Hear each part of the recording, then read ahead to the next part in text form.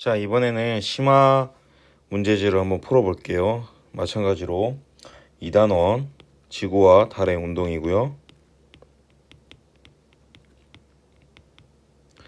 심화 문제를 한번 풀어보도록 하겠습니다. 네, 문제를 한번 보시면은 빠르게 달리는 기차 안에서 본 창밖이라는 게 나와 있죠.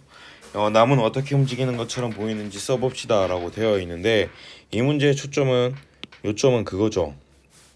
내가 움직이는데, 내가 탄 기차가 움직이는데 실제로 보면 나무가 움직이는 것처럼 보인다. 이거죠. 어떻게 움직이는 것처럼 보인다고?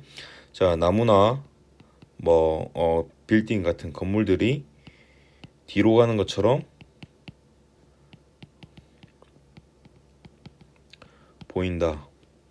이게 이제 상대성인 거죠.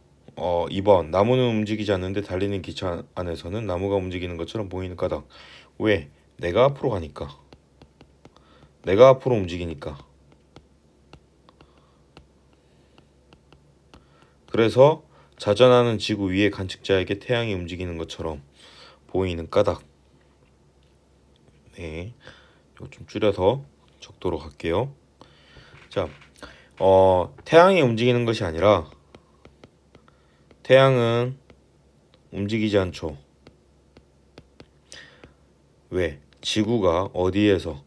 서쪽에서 동쪽으로 자전을 하기 때문에 태양이 동쪽에서 서쪽으로 움직이는 것처럼 보인다라는 것이죠. 이 문제의 요점은 그거예요. 자, 두 번째 문제집을 활동지를 이제 한번 살펴볼 건데, 문제를 보시면 하루 동안의 태양과 달은 어떻게 움직이는 것처럼 보이는지, 실제로 그렇게 태양과 달이 움직이는 게 아니라 이렇게 움직이는 것처럼 보인다. 뭐 때문에? 지구의 자전 때문이라는 거죠. 네, 그래서 지구 하루 동안의 태양과 달이 동쪽에서 남쪽, 서쪽으로 이동하는 것처럼 보인다라는 거고, 2번 지구의 자전 방향과 하루 동안 태양과 달이 움직이는 방향은 어떤 관계가 있는지. 자, 이거 아까 전에 했던 건데, 자, 하루 동안의 지구의 자전 방향이 서에서 동쪽으로 자전을 하기 때문에 우리 눈에는 태양과 달이 동쪽에서 서쪽으로 이동하는 것처럼 보인다라는 것이죠. 그래서 2번이랑 3번 답은 똑같은 거라고 보시면 될 것 같아요. 하루 동안 태양과 달의 위치의 변화는 지구가 서쪽에서 동쪽으로 자전하기 때문에 동쪽에서 서쪽으로 이동하는 것처럼 보인다라는 거. 네, 세 번째 활동지입니다. 자, 우리나라는 지금 어디에 있습니까? 그걸 찾아야 되는데, 우리나라를 보시니까는 요쯤에 있네요. 여기가 있고요. 자, 표시를 좀 해놓을게요. 자, 여기가 대한민국이 있는 곳이고요. 대한민국에서 왼쪽은 뭡니까? 서쪽이라고 했고요. 오른쪽이 동쪽이라고 했어요. 그래서 지구가 이렇게 자전을 합니다. 지금 우리나라는 낮인가요, 밤인가요? 지금 어두우니까 밤이죠. 쉽게 어두우니까. 가나 태양 어느 쪽에 있습니까? 밝은 쪽에 있겠죠? 가 쪽에 있을 겁니다. 자, 지금 서쪽이라는 거죠. 그 다음에 표시된 지역은 대략 1시간 뒤에, 1시간 뒤라는 말은 지구가 어느 쪽에서 서쪽에서 동쪽으로 자전을 하기 때문에 이 별표도 조금 이쪽으로 올 거예요. 그렇게 되면 밤이 되겠죠.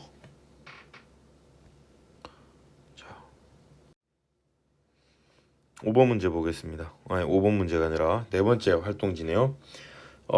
지구의 공전에 대한 이야기네요. 지구가 한 바퀴 공전하여 가의 위치에서 다시 가의 위치로 올 때까지 몇 번 자전을 하는가. 자, 가의 위치에서 가의 위치로 올 때 얼마나 걸립니까? 365일이 걸리겠죠. 1년은 365일이니까 그러면 몇 번 자전합니까? 365번 자전을 한다라고 보면 되겠죠. 각각의 지구의 위치에서 한낮에 볼 수 있는 것과 한밤에 볼 수 있는 것은 무엇인지 써봅시다. 뭐 이거는 좀 약간 이거 같아요. 한낮에 볼 수 있는 건 뭡니까? 뭐 태양 같은 거 볼 수 있겠고, 한밤에 볼 수 있는 거 별, 이런 거 적어 놓으면 될 것 같은데, 예. 이게 원래는 별자리에 가나다라, 이제 봄, 여름, 가을, 겨울에 따른 이제 별자리를 적으라고 한 건데, 그거는 단순한 암기이기 때문에 선생님은 암기하지 않아도 된다라고 이야기를 했었던 것 같아요. 자, 3번 문제를 볼게요. 지구의 위치에 따라서 한밤에 보이는 모습이 다른 까닭은 무엇입니까? 별자리가 공전을 하는 것이 아니라 별자리는 제자리에 있습니다. 별들은 제자리에 있고 지구가 공전하면서 지구의 위치가 어떻게 돼요? 지구의 위치가 바뀌죠. 네. 그래서 이제 계절에 따라서 보이는 별자리가 다르다라고 이야기를 하면 되겠습니다.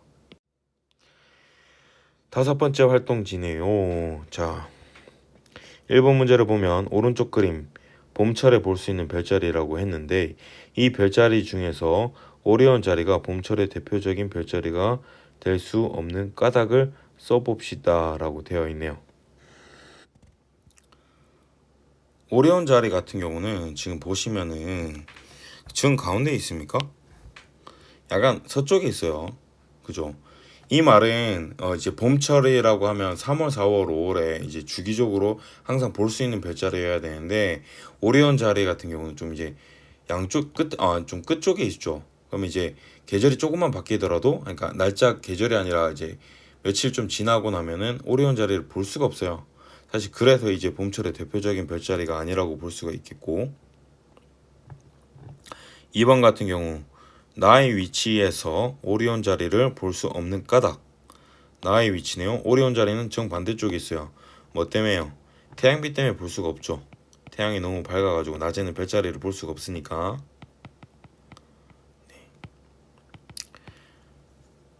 그 다음에 사자 자리는 지구의가 라가다.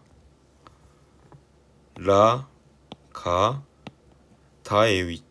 라가나네요. 라가나의 위치에 있을 때 볼 수 있습니다. 각 위치에서 사자 자리는 하루 중 언제 잘 보일까요? 라고 되어 있는데 사자 자리는 보니까는 여기에 있네요. 자, 그럼 가의 입장에서 보면 언제예요? 밤이죠. 가는 밤. 그 다음에 라의 위치에 있으면 이제 라의 위치에 있을 때에는 좀 확대해서 이렇게 한번 보시면 라의 위치 지구가 여기에 있을 때예요. 지금 태양이 이쪽이죠. 사자 자리는 이쪽이에요. 그러면 지구가 서쪽에서 동쪽으로 이렇게 회전을 하기 때문에 언제 거의 새벽 무렵에 볼 수 있다라는 거고 나의 위치 지구본이 여기에 있을 때에는 지금 사자 자리가 이쪽 태양이 지기 바로 직전일 때예요. 그럼 초저녁에 볼 수 있다라는 거예요. 그래서 정답을 보시면 정답을 어떻게 적냐? 라의 위치에 있을 때는 이제 새벽, 나의 위치에 있을 때에는 초저녁이라고 이야기를 하면 좋겠습니다. 조금 어려웠던 문제였던 것 같아요.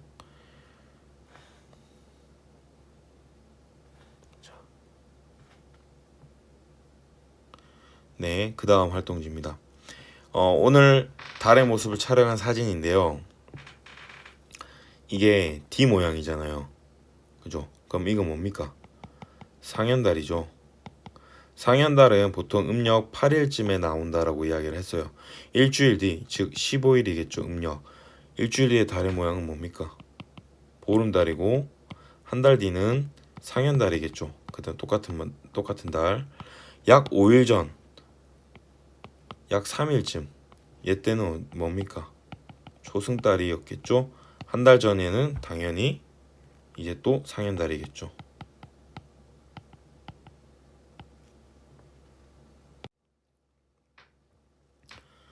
자, 이거 한번 볼게요. 오늘 해가 진 직후 저녁 7시에 관측한 달의 위치. 자, 그런데 초승달이었어요. 자, 초승달이다.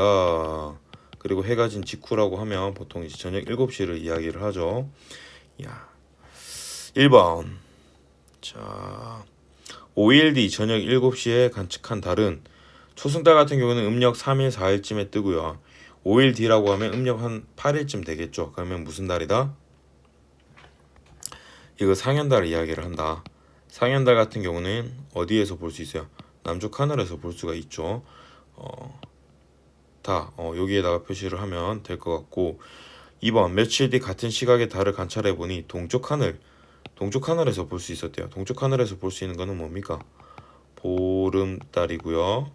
보름달 같은 경우는 음력 15일, 아까 초승달 같은 경우는 음력 3일, 4일이라고 했으니까 약 뭐 한 10에서 12일 정도 지난 후에 볼 수 있다라고 하시면 되겠습니다.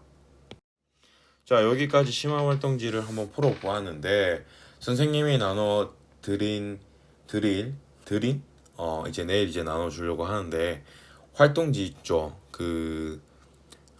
문제집 활동지 그 빈칸 정리하는 거 그거를 또 구글 사이트에다가 올려놨으니까 놓을 테니까는 그거로 정답을 한번 확인해 보시고 요 영상도 보시면서 과학 2단원을 이제 모두 다 100점을 맞을 수 있도록 후회 없이 정확하게 잘 할 수 있도록 좀 주말에 공부를 해주시면 감사하겠습니다.